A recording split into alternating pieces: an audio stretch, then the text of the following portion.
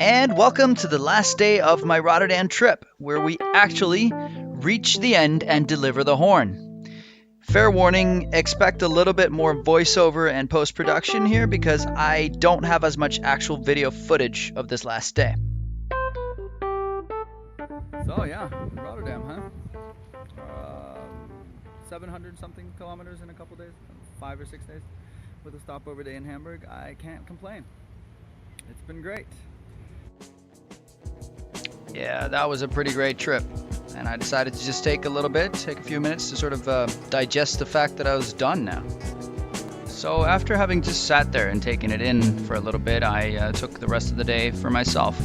I couldn't meet up with my with actual David, the scout I told you about, and his girlfriend yet because they weren't home, so they expected me a little bit later. So I spent my day taking in the local delicacies, and then I had sort of an issue with a knitting pin. I have a piercing that I put a knitting pin through usually, and I couldn't find, I had lost the one I brought. So I needed a replacement, and I found this awesome little knitting shop called Jawohl, which is pretty much the best name you could imagine for a knitting shop. And I found these great pink ones. So that was a perfect match. Day well spent.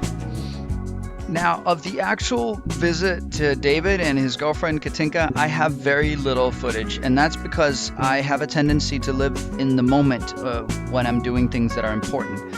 Now, that's great considering who I want to be, but it's not very good when you consider having a YouTube channel. So I don't have much footage of the actual end goal of this whole trip. I do have a little bit. Anyway, I rocked up at the address at a time where David's girlfriend Katinka had sort of prepared him that I would show up, or that someone would show up, right? He still had no idea what was going to happen. He was just told to go ahead and vacuum. Somebody's going to show up at 3 o'clock, and there I was, and he just surprisingly he instantly recognized me. It was awesome. He was just like, "Dude, I haven't seen you in a while. Welcome, man. You're totally welcome. You're traveling through, I guess. Just come on in." So he was just extremely welcoming from the very first second, and he knew exactly who I was. You know, we'd only had that one conversation 3 years back in a bar in a completely different country.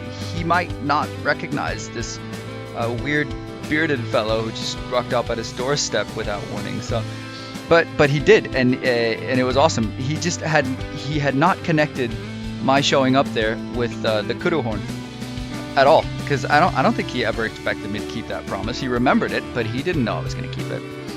So yeah, he let me in and said, "Yep, you staying for a day, or what's gonna happen?" And I just pulled out that horn, and his first reaction was, "No, you didn't.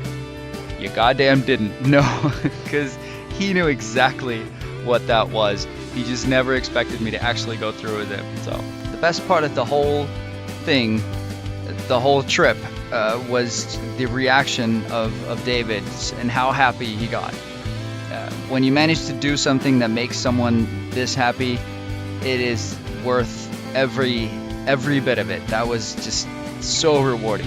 It was awesome, and I guess I wanted to film the whole thing, but it would have been almost impossible for me to film it the way it was without making it disingenuous in some way, because I would have had to set up a tripod and start recording and then go through with it, and you would have not known to ignore the camera. It would be really difficult to I could either be in the moment and make it real, or I could film it. And I always decide to just go for the honesty and be there for the people who are actually there, right? So it was great for us, but you're gonna have to miss out because I didn't film it.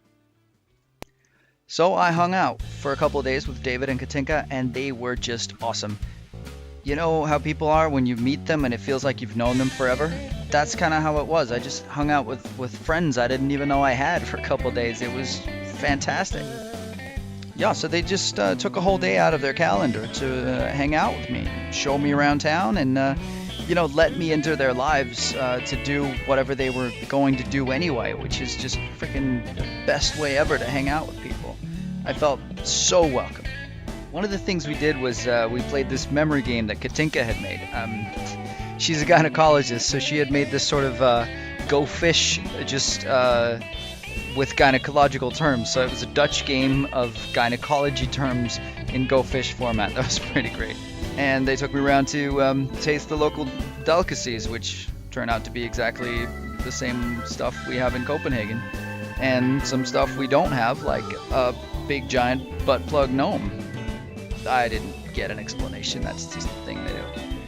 And we went Lindy hopping. That's what they were gonna do that day anyway. So just they just let me tag along, which was pretty awesome.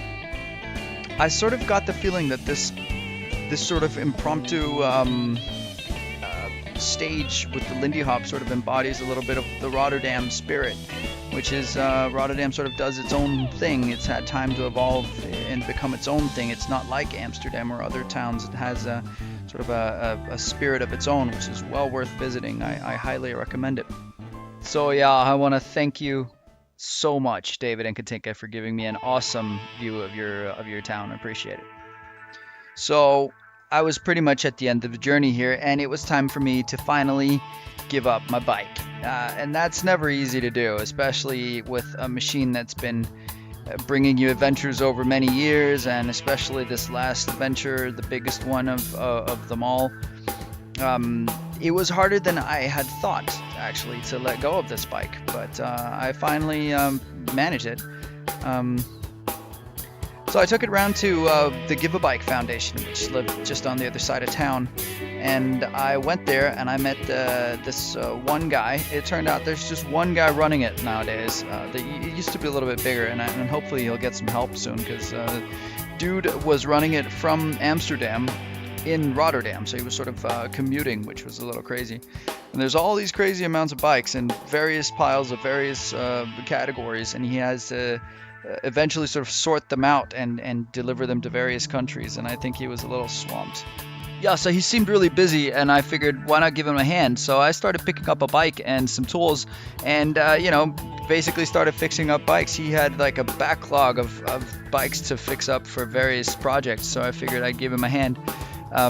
Sadly, I sort of ran out of time, and David had to come pick me up so I could make my bus, because it got a little bit too cozy drinking wine and fixing bikes out there. So, but yeah, no, it was cool. It was a good way to sort of end it. But I finally let go of the bike and watched him ride off into the sunset with my bicycle. So that's the first, probably not the last bike I donate, if I have anything to say about it. So I packed up my bags, said a fond farewell to my new friends, and took a bus home. You know that feeling you get when you're doing something which is right? You know, when you're doing the right thing?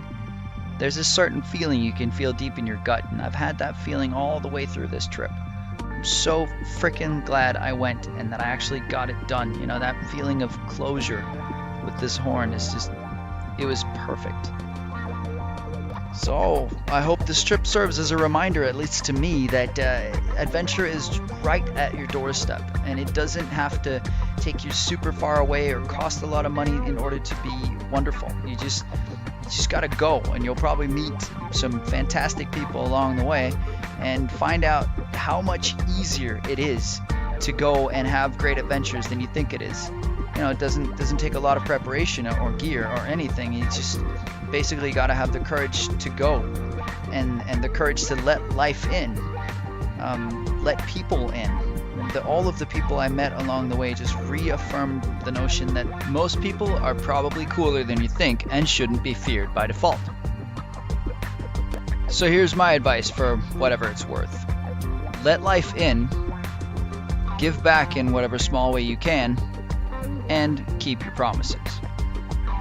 And if those promises are made to strangers in bars in faraway countries, all the more important.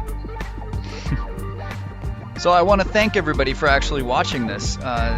It felt good having someone with me on this trip. Every time I've done a trip before, I've never actually filmed it and sort of had you with me, but it felt great, and I want to do that again. So yeah, stay tuned. I'll try and see if I can have some more adventures and bring you guys along with me. Bye.